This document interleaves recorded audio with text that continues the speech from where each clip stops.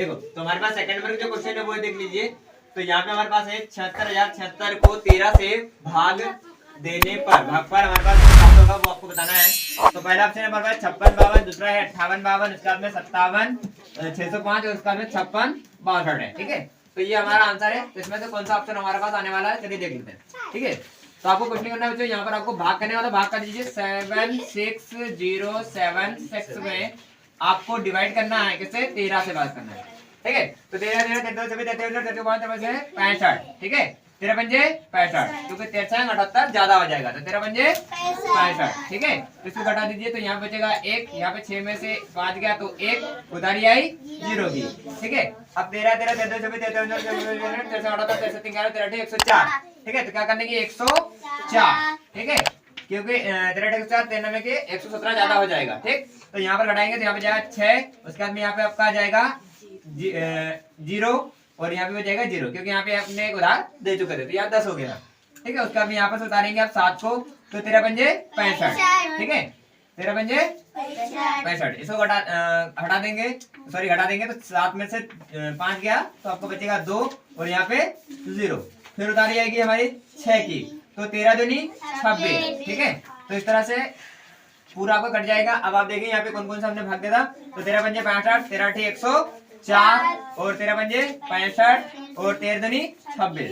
तो इस तरह से हमारा जो आंसर आया वो आया है 58 52। ठीक है, जो कि आपका कौन सा ऑप्शन है, बी नंबर का ऑप्शन है, जो कि बिल्कुल सही है। तो इस तरह से आप आसानी से कर सकते हैं। 3,500 की राशि 6% वार्षिक ब्याज की दर से कितने वर्षों में साधारण ब्याज पर 4,130 हो जाएगी। ठीक है, और हमारा पहला ऑप्शन है 4 वर्ष, दूसरा है 3 वर्ष और तीसरा है 6 वर्ष और पांचवा हमारे पास 5 वर्ष है। ठीक है, तो इस प्रकार के क्वेश्चन किस प्रकार से आप आसानी से कर सकते हैं, चलिए देख लो फटाक से। ठीक है, तो सबसे पहले आपको क्या करना है कि साधारण ब्याज कितना आपसे लिया जा रहा है वो निकालेंगे। तो ब्याज का जो सूत्र होता है बच्चों, वो होता है ब्याज बराबर होगा मिश्र धन माइनस मूलधन। ठीक है, ये लिखा है मिश्र धन और ये मूलधन लिखा है। ठीक है, तो मिश्र धन हमारे पास क्या है, ब्याज हमको यहाँ पता करना है, तो मिश्र धन हमारा जो यहाँ पर बताया गया है साधारण ब्याज पर हो जाएगी, मतलब कि हमारा मिश्र धन दिया है। तो मिश्र धन कितना है 4,130, बोलो।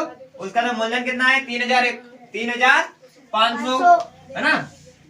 अब इसको आप घटा देंगे तो क्या बचे, क्या आ जाएगा आपका, यहाँ पे ब्याज आ जाएगा। तो यहाँ पर 0 में से 0 गया तो 0 और 3 में से 0 गया तो 3, यहाँ पर 11 में से 5 गई 6 और 3 यहाँ बचा 3, क्योंकि एक उधार दे दिया तो 3 में 3 गया 0। तो इस प्रकार से हमारा जो जाएगा 630 जो हमारा है वो ब्याज प्राप्त हो जाएगा, है ना। अब हमें बताना है कि समय यहाँ पर कितना लगेगा। ठीक है, तो यहाँ पर आपको करना है साधारण ब्याज। ठीक है, अगर आपको समय का सूत्र नहीं पता है तो आप साधारण ब्याज के सूत्र से भी कर सकते हो। तो साधारण ब्याज बराबर होता है मूलधन गुणा दर गुणा समय बटे 100। ठीक है, तो यहाँ पर इसी मान पे आपको रखना है। तो साधारण ब्याज हमारे पास प्राप्त हो चुका है कितना 630 रुपए, है ना। और मूलधन कितना है हमारे पास 3,500, है ना। और दर कितना है 6%, दिखाई दे रहा है ना। और उसके बाद में आपको समय यहाँ पे ज्ञात करना, तो समय को समय ही लिख देंगे, कोई दिक्कत नहीं। ठीक है, बटे है तो बटे कर दीजिए, 100 है तो 100 कर दीजिए। ठीक है, अब ये 1 0 से ये 1 0 गया, ये 0 से ये 0 गया। ठीक है, तो हमारे पास बचा क्या 630 और बराबर में आपका 35 गुणा 6 गुणा समय, राइट है। तो यहाँ पर आप इन दोनों को गुणा कर लीजिए बच्चों। तो 630 को वैसे लिख दीजिए और 5 का 30 के शून्य हासिल का 3 और 3 6 18 और 3 कितना जाएगा 21, मतलब कि 210 गुणा समय। ठीक है, अब समय बराबर आपको इधर में कर देता हूँ, देख लीजिए। तो समय बराबर आ जाएगा आपका, अब ये समय हमारा गुना में है तो ये भाग में चले जाएगा, सॉरी बराबर में जाएगा। समय बराबर 630 बटे 210। अब यहाँ 0 से 0 काट दीजिए। अब इसके बाद में 63 को 21 से भाग कर दीजिए, तो आपको इस प्रकार से काट लेना है, तो आपका आंसर जो आएगा वो आ जाएगा 3 वर्ष। ठीक है।